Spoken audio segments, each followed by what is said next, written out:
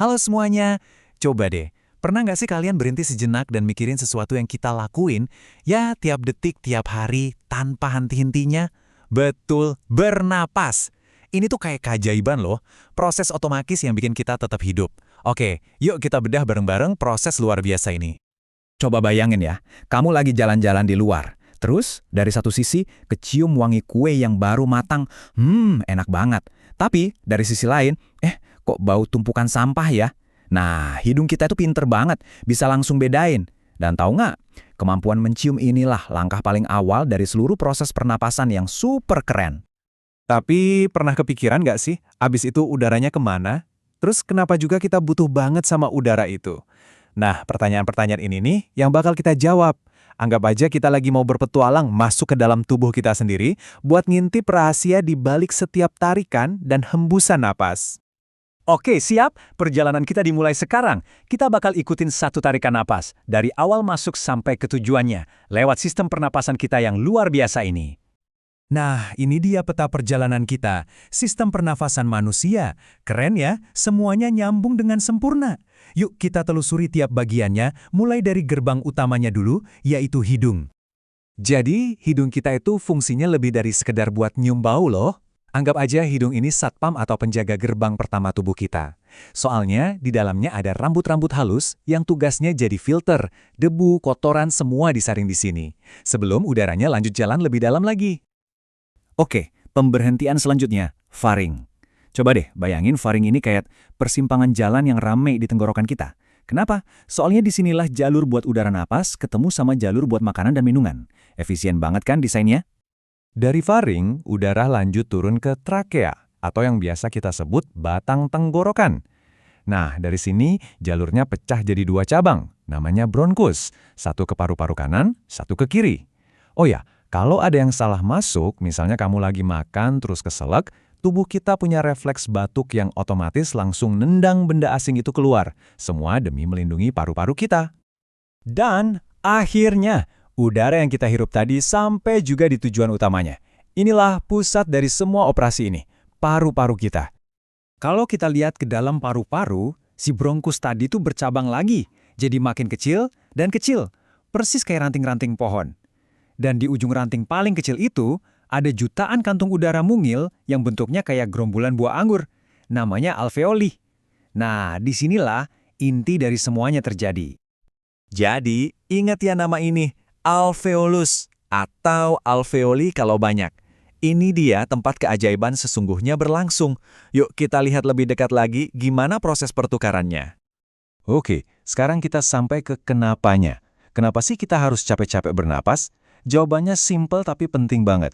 Buat tukeran gas. Anggap aja ini kayak misi pertukaran super penting. Tubuh kita itu butuh banget oksigen. Ini barang baiknya, buat jadi bahan bakar dan energi. Di sisi lain, kita harus buang karbon dioksida. Ini sampahnya. Jadi misinya adalah masukin yang baik, keluarin yang kotor. Dan proses ini terjadi barengan, pertukaran yang sempurna. Oksigen itu ya bahan bakarnya kehidupan. Beneran deh. Tanpa oksigen, sel-sel di tubuh kita nggak bakal bisa bikin energi. Nggak ada energi buat lari, buat mikir, bahkan buat jantung kita berdetak. Penting banget kan? Dan prosesnya ini cepet banget loh. Efisien luar biasa. Cuma dalam sekejap mata, oksigen dari alveoli itu nyebrang masuk ke darah kita, dan di saat yang persis sama, karbon dioksida dari darah langsung lompat ke alveoli, siap buat dibuang pas kita hembuskan nafas. Semua itu terjadi cuma dalam satu kali tarikan nafas. Wow! Oke, kita udah tahu apa yang ditukar dan kenapa kita harus bernapas. Sekarang kita pindah ke bagian gimananya. Gimana cara semua ini bisa bergerak? Siapa mesinnya? Kenalan yuk sama pahlawan tanpa tanda jasa di balik setiap nafas kita. Diafragma. Dia ini otot besar yang bentuknya kayak kubah, letaknya persis di bawah paru-paru. Dan dialah yang kerja keras narik udara masuk dan dorong udara keluar. Coba deh, rasain sendiri. Yuk, tarik napas bareng-bareng sekarang. Waktu kamu tarik napas, diafragma kamu itu kontraksi terus gerak ke bawah. Gerakan ini bikin rongga dada jadi lebih besar, jadi paru-paru bisa ngembang dan nyedot udara masuk. Terus, hembuskan.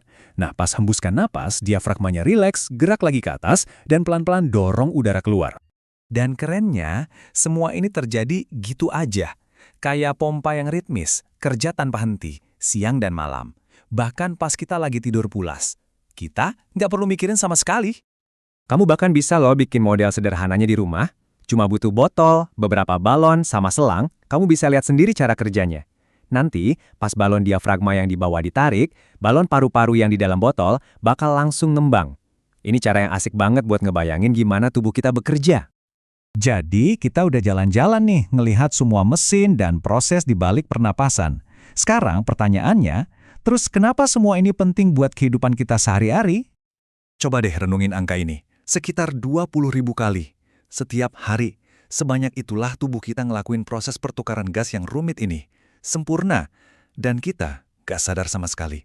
Luar biasa kan? Setiap kali kamu lari, setiap kali kamu ketawa ngakak sama teman, bahkan setiap kata yang kamu ucapin, itu semua tenaganya dari mana? Dari oksigen yang dikirim sama paru-paru kamu.